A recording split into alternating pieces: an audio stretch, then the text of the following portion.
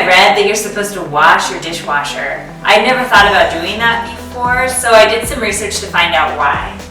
Washing your dishwasher is going to make it work better, it's going to make it last longer, and it's also going to remove any odors inside, any stains inside, and just make it look nicer.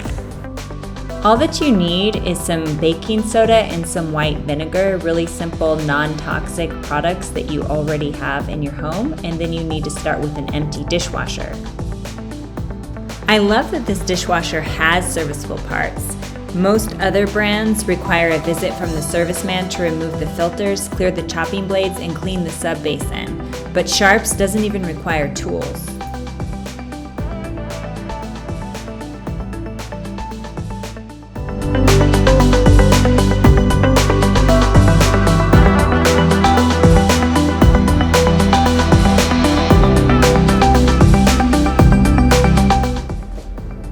Adding vinegar to your dishwasher for a cycle is going to get rid of any grease or grime that's built up on the inside of it, and it's also going to get rid of any musty smells that the dishwasher might have.